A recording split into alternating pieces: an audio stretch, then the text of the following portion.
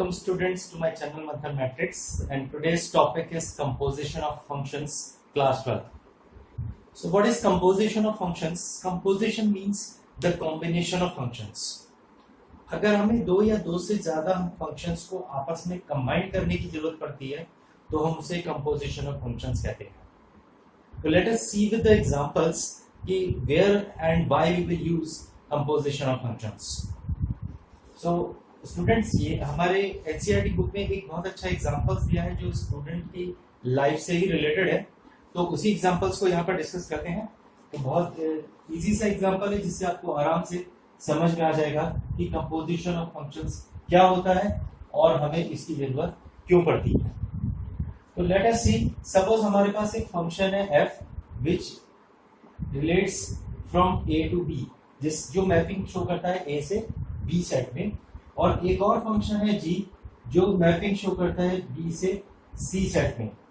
तो अगर हम एक ऐसा फंक्शन बनाना चाहते हैं या एक ऐसा फंक्शन राइट करना चाहते हैं जो a का डायरेक्ट c से रिलेशन शो करे तो हम उसे कहते हैं कंपोजिशन ऑफ फंक्शंस. तो देखिए, जिस एग्जांपल की मैं बात कर रहा था, सपोज यहाँ पर जो a सेट है वो स्टूडेंट्स का सेट है, सेट ऑफ स्टूडेंट्स, और ये सेट है हमारा बोर्ड का, जो सीबीएसई बोर्ड या आईसीएसई बोर्ड, ठीक है. और इसके बाद यहां पर हमारे आते हैं एग्जामिनर्स जो हमारी कॉपीज करेक्शन करते हैं. तो स्टूडेंट्स होता क्या है कि जब आप एग्जाम देते हो तो अपनी कॉपी जिसमें आप रोल नंबर राइट करते हो वो बोर्ड को सबमिट करते हो. तो एक फंक्शन बन गया जो ए का कनेक्शन बी से बनाता है, यानी कि स्टूडेंट्स का कनेक्शन बोर्ड से बनता है. अब बोर्ड क्या करता है, आपके लिखे हुए रोल नंबर को रिमूव करता है और उसके बिहाफ में एक कोड इस कॉपी में जनरेट कर देता है. अब वो कोड के साथ कॉपी एग्जामिनर के पास जाती है. तो एग्जामिनर जब इस कॉपी को करेक्ट करता है तो ये वापस बोर्ड को सबमिट करता है, यहाँ से फिर ये बोर्ड को सबमिट करेगा और यहाँ बोर्ड से ये मार्क्स जो होंगे वो स्टूडेंट्स के पास तक दोबारा वापस जाएंगे. तो इस तरीके की एक चेन हमारे पास बनती है. लेकिन अगर हमें ये पता करना है कि इस पर्टिकुलर स्टूडेंट्स को इस एग्जामिनर ने कितने मार्क्स दिए थे, यानी कि हमें सीधा करेक्शन ए से सी में चाहिए, तो हम उस समय इस बोर्ड की भूमिका को यहाँ से रिमूव कर देते हैं. हम जो रिलेशन फाइंड आउट करते हैं वो स्टूडेंट्स और एग्जामिनर के बीच में करते हैं. तो इस तरीके से हमें कंपोजिशंस की जरूरत पड़ती है, क्योंकि यहाँ पर दो फंक्शंस को कंबाइन करके हमें एक ही फंक्शन जनरेट करना पड़ता है. ठीक है, तो ऐसे कंडीशंस में हमें कंपोजिशन का या कॉम्बिनेशन ऑफ फंक्शंस का, जिसे हम कंपोजिशन ऑफ फंक्शंस कहते हैं, उसका यूज करना पड़ता है. तो देखिए, सपोज एक और एग्जांपल इसी तरीके का समझते हैं कि कहां पर हमें जरूरत पड़ेगी. सपोज हमारे पास ए सेट है जिसमें कोई मैन्युफैक्चरर है और बी साइड है यहाँ पर ये शॉपकीपर है और सी साइड हमारे पास है कस्टमर्स का. ठीक है, ए बी सी. अब एफ फंक्शन ए से बी में मैन्युफैक्चरर क्या करता है, शॉपकीपर को देता है, शॉपकीपर फिर कस्टमर को देता है, तो ये फंक्शन जी है.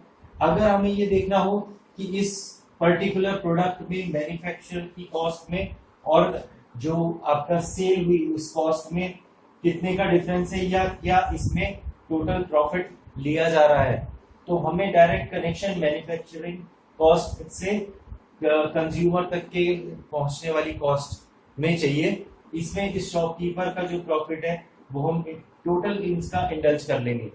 मतलब हमें टोटल प्रॉफिट दोनों का निकाल के अगर फाइंड आउट करना हो कि मैन्युफैक्चरर के पास जो बना था और कस्टमर ने जिस रेट पर इसको लिया है, तो इन दोनों में डायरेक्ट कनेक्शन बनाने के लिए हमें इन दोनों फंक्शंस f और g को आपस में कंबाइन करना ही पड़ेगा.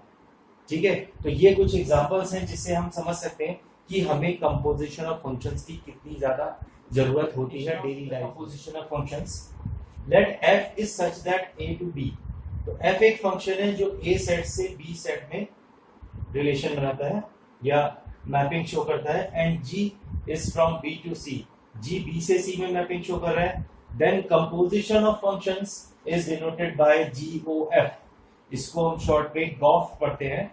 गॉफ से हम इसको रिप्रेजेंट करते हैं एंड डिफाइंड एज और कैसे डिफाइन करते हैं, GOF is such that A to C। अगर हम GOF राइट कर रहे हैं तो ये डायरेक्ट रिलेशन शो करता है A सेट से C सेट में, A to C, and it is given by GOFX can be written as G of fx for every x belongs to A। अब फॉर ये every x belongs to A, x किस set का element है, x है A set का element. अब हमने पढ़ा है इसकी मैपिंग जब f फंक्शन के थ्रू B सेट में की जाती है तो इसकी इमेजेस बनती हैं fx, ये हमने इस तरीके से पहले डिस्कस किया था। अब ये जो fx है ये इस G के लिए एज अ एलिमेंट की तरह वर्क करेगा और इसकी इमेज फिर C सेट में बनेगी, तो हम इसको राइट कर सकते हैं GOFX लाइक दिस।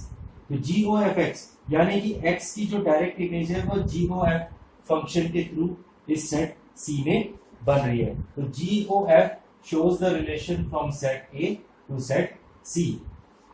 इसी के बाद अगर हम इसके रिवर्स की बात करें तो हमारे पास FOG भी एक फंक्शन होगा। जो FOG फंक्शन होगा FOG, तो FOG फंक्शन जो होता है वो यहाँ पर डायरेक्टली C सेट से A सेट में रिलेशन बिल्डअप करता है।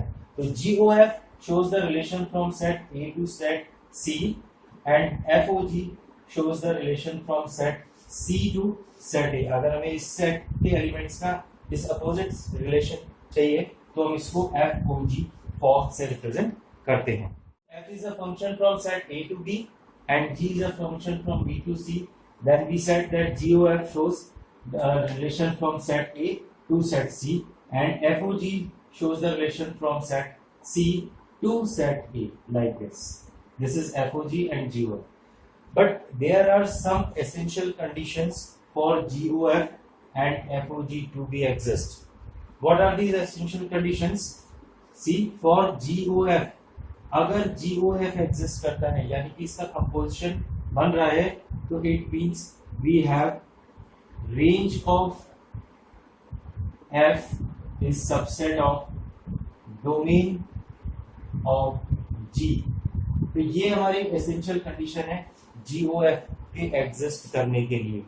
GOF तभी बनेगा जब इसकी रेंज F की रेंज डोमेन ऑफ G का सबसेट हो, और फॉर FOG तभी एग्जिस्ट करेगा जब हमारे पास range of G is the subset of domain of F होता है। So these are the two most important conditions which we have to remember for GOF and FOG to be exist।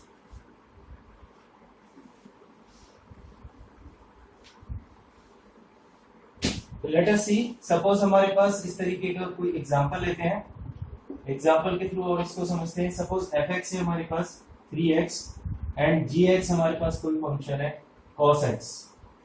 We have to find GOFX। तो how we will find out GOFX? तो GOFX को find out करने के लिए हम इसको कैसे right करते हैं? We will write it G of fx। तो इस तरीके से हमने पढ़ा था कि अभी डेफिनेशन में कि GOFX को हम G of fx राइट करते हैं। अब what is fx? fx की वैल्यू क्या है? fx की वैल्यू है 3x।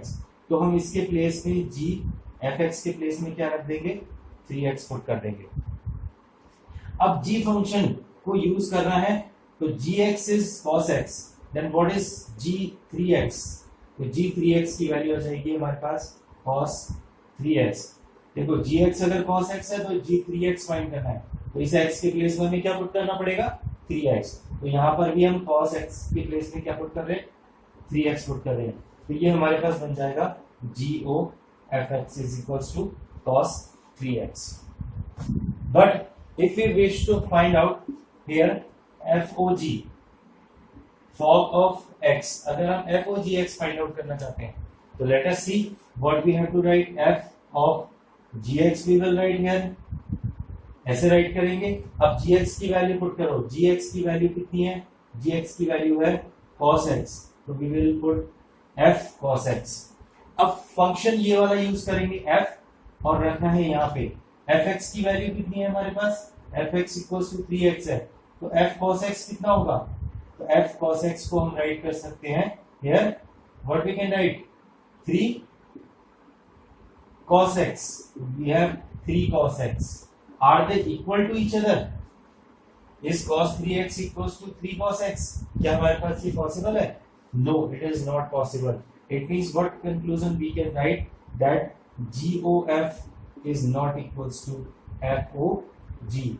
इसका मतलब हुआ कि composition of functions commutative law को होल्ड नहीं करते हैं. FOG and GOF are not equal to each other.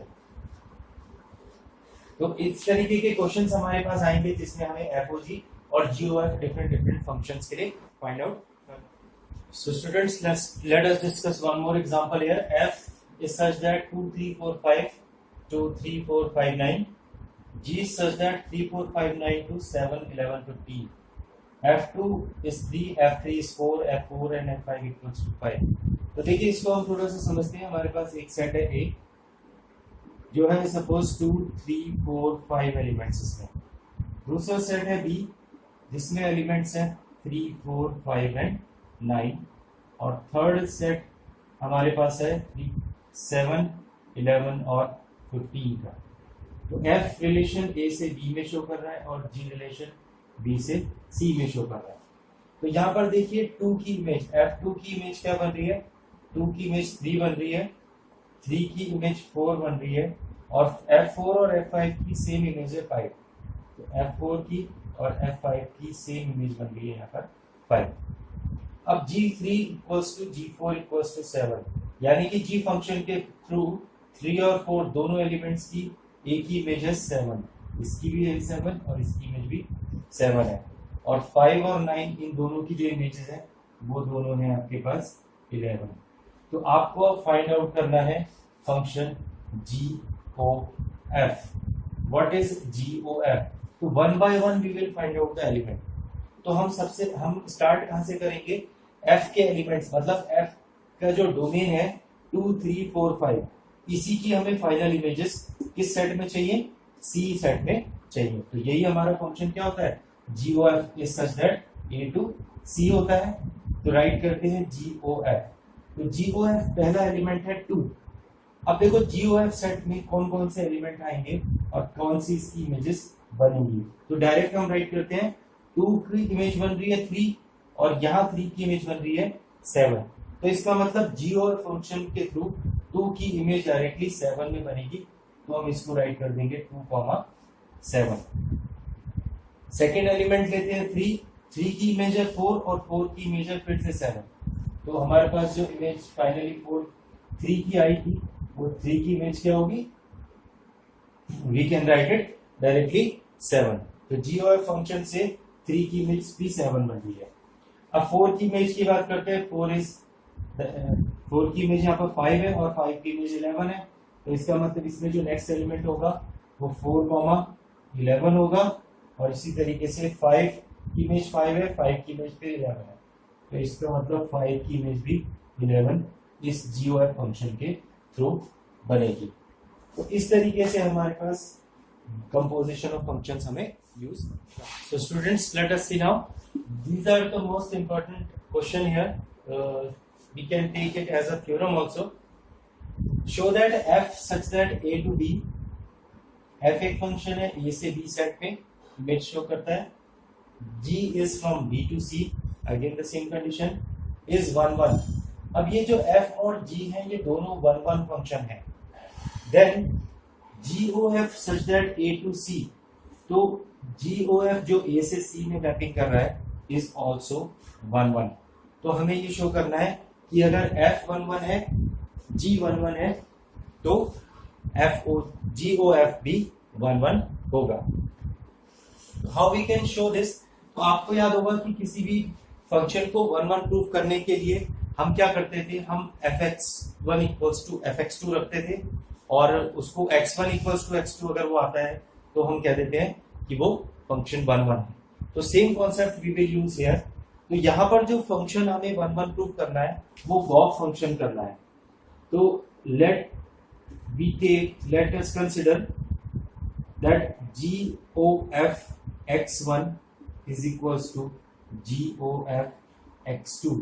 तो ये हमारा एक f फंक्शन की तरह है. जैसे हम fx1 इक्वल टू fx2 रखते थे, यहाँ पर GOF भी एक फंक्शन है, जिसको हमें 1 1 प्रूव करना है, तो हम g of x1 equal to g of x2 रख देते हैं।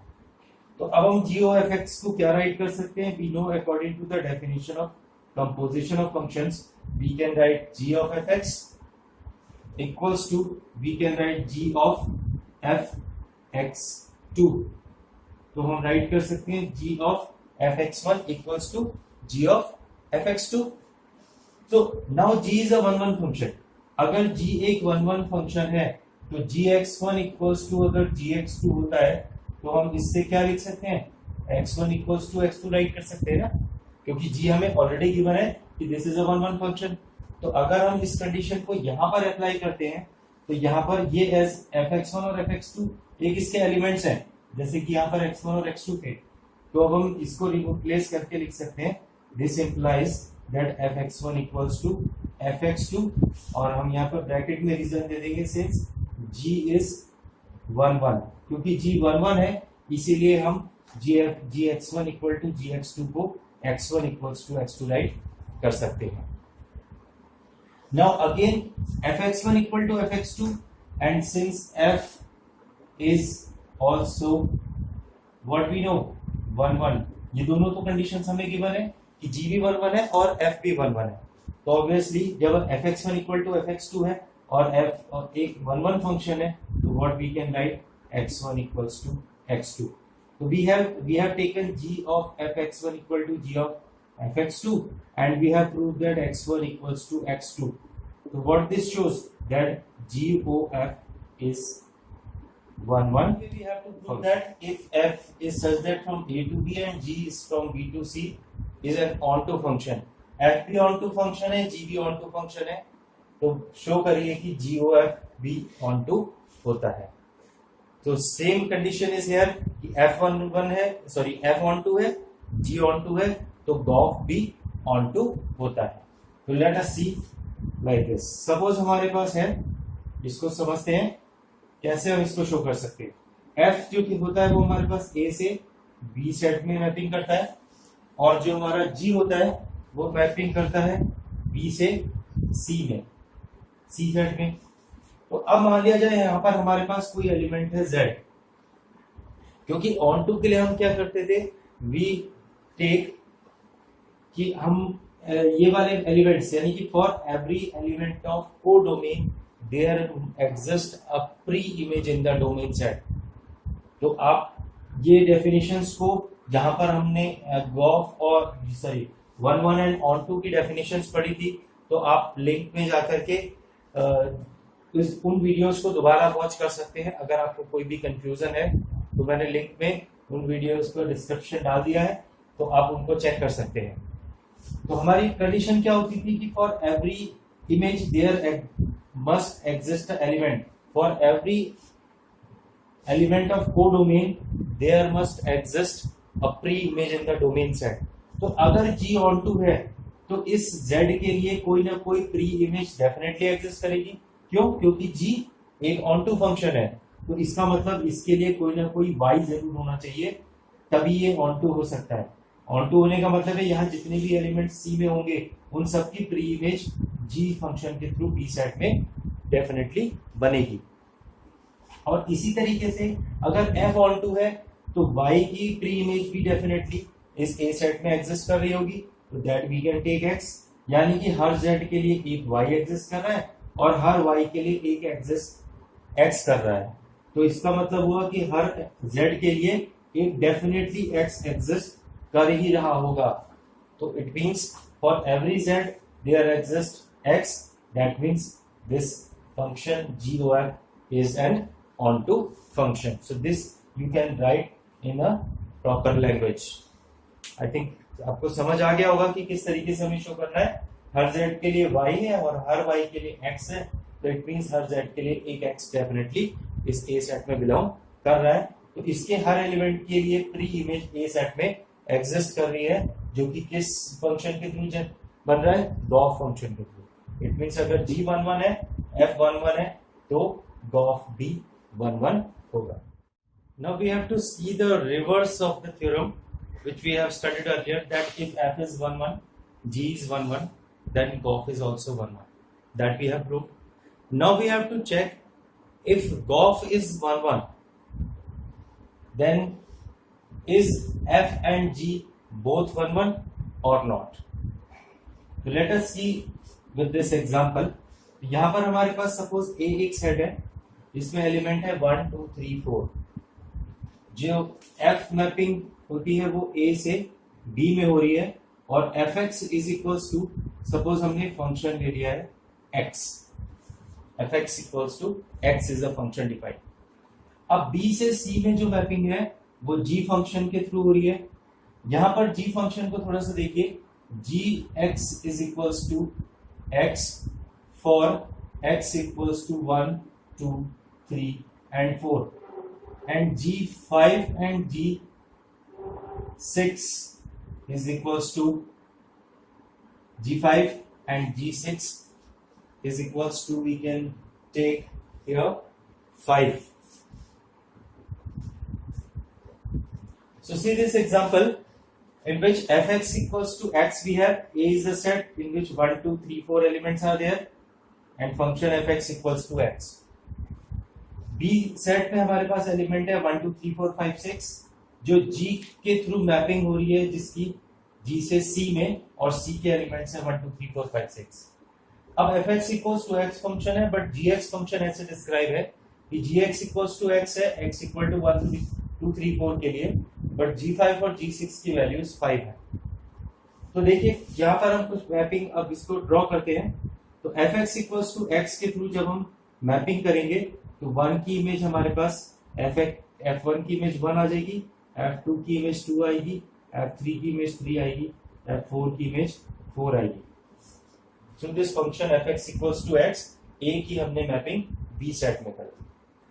अब g फंक्शन के थ्रू b सेट के एलिमेंट्स की मैपिंग इस डेफिनेशन के अकॉर्डिंग हमें करनी है.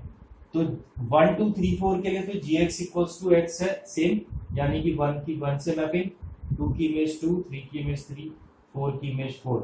बट यहाँ पर जो 5 और 6 है, इन दोनों की इमेज यहाँ पर क्या बन रही है, 5 बन रही है. तो इस तरीके की कंडीशंस हमारे पास कोई है इस एग्जांपल को देखने के लिए. तो देखिए जब हम GOF फंक्शन की बात करते हैं तो GOF फंक्शन में 1 की इमेज क्या बन रही है GOF फंक्शन के थ्रू, यहाँ पर 1 की 1 है, इस 1 की फिर 1 है, तो इसका मतलब 1 की इमेज 1 है GOF फंक्शन में, 2 की इमेज 2, देन 2 अगेन, तो 2 की इमेज भी 2 है, तो इस 3 की इमेज 3 है, 3,3, 4 की इमेज 4 है. अगर हम थोड़ी देर के लिए इस बी सेट को हटा करके गॉफ फंक्शन को देखें कि गॉफ फंक्शन 1 1 है या नहीं. जैसे कि हमें यहाँ पर कहा गया था कि गॉफ इफ गॉफ इज 1 1, तो पहले चेक करते हैं कि क्या इस एग्जांपल में गॉफ 1 1 है. तो देखिए 1 की इमेज 1 बन रही है, 2 की इमेज 2 बन रही है, 3 की इमेज 3 बन रही है और 4 की इमेज 4 बन रही है. Yes obviously. तो इसमें जो गॉफ फंक्शन है वो एक 1 1 फंक्शन है, क्योंकि हर एलिमेंट की एक डिफरेंट इमेज यहाँ पर, वन एलिमेंट है 1 और उसकी एक डिफरेंट इमेज यहाँ पर बन रही है. That means Gauff is 1 1. तो क्या हमारे पास f और g दोनों 1 1 है? तो f को अगर हम चेक करें तो f में 1 की इमेज 1 है, 2 की 2 है, 3 की 3 है, 4 की 4 है, यानी कि इस f के लिए तो हर एलिमेंट की इमेज एक ही है, मतलब 1 एलिमेंट की इमेज 1 है. बट g एलिमेंट को देखिए, यहाँ g फंक्शन को देखिए, g में क्या हो रहा है, 5 और 6 दोनों की इमेज एक ही एलिमेंट है 5. इसका मतलब यहाँ से ये मैनी 1 है. तो कहने का मतलब है कि अगर हमारे पास गॉफ 1 1 हो तो ऐसा कोई जरूरी नहीं है कि f और g दोनों 1 1 होंगे. जैसा कि इस एग्जांपल में हो रहा है कि अगर गॉफ 1 1 है लेकिन g 1 1 फंक्शन नहीं है. तो from this example we can discuss about this theorem that if gauge is 1 1, the composition of function gauge is 1 1, then it is not necessary that g and f both must be 1 1. तो हमने theorem के अभी क्या पढ़ी थी कि अगर f और g 1 1 होते हैं तो गॉफ डेफिनेटली 1 1 होता है, बट इसका कन्वर्स ट्रू हो ऐसा कंपलसरी नहीं है. So students, now see this. Are f and g both necessarily onto, क्या एफ और जी दोनों ऑन टू होंगे? If g o f is onto, अगर गॉफ ऑन टू है तो क्या एफ और जी दोनों ऑन टू होंगे या नहीं होंगे? Similarly we will check it with an example. Let's see, हमारे पास ए और बी सेट है, एलिमेंट्स 1 2 3 4 दोनों में है, और सी सेट है 1 2 3 एलिमेंट है। अब हमने फंक्शंस कुछ ये ले लिए examples, f x equals to x for x equals to 1 and 2। तो इसका मतलब जब हम 1 की इमेज बनाएंगे तो 1 बनेगी, और 2 की इमेज बनाएंगे तो 2 बनेगी, क्योंकि x इक्वल्स टू 1 और 2 के लिए f x equals to x है। बट जब 3 और 4 की बात करते हैं तो 3 और 4 दोनों की इमेज सेम है, और वो 3 बनती है, यानी कि 3 की इमेज भी 3 है और 4 की इमेज भी 3 है। Now come to function g, gx equals to x for x equals to 1 and 2। In the same way 1 की इमेज इट मींस 1 है और 2 की इमेज 2 है। ठीक हो गया। अब g3 और g4 दोनों की इमेज 3 है, g3 की इमेज भी 3 है और g4 की इमेज भी 3 है। तो पहले आप देखिए गॉफ फंक्शन, गॉफ फंक्शन में 1 की इमेज 1 बन रही है, 2 की इमेज 2 बन रही है, और 3 की इमेज 3 है और ये 3 है, तो 3 की इमेज 3 बन रही है, 4 की इमेज 3 और 3 की इमेज 3, यानी कि 4 की इमेज भी 3 बन रही है। यानी कि हम ये कहें कि अगर सी फंक्शन क्या है, आपका कोडोमेन सेट है, ये सेट अगर कोडोमेन है और ए सेट इसका डोमेन है,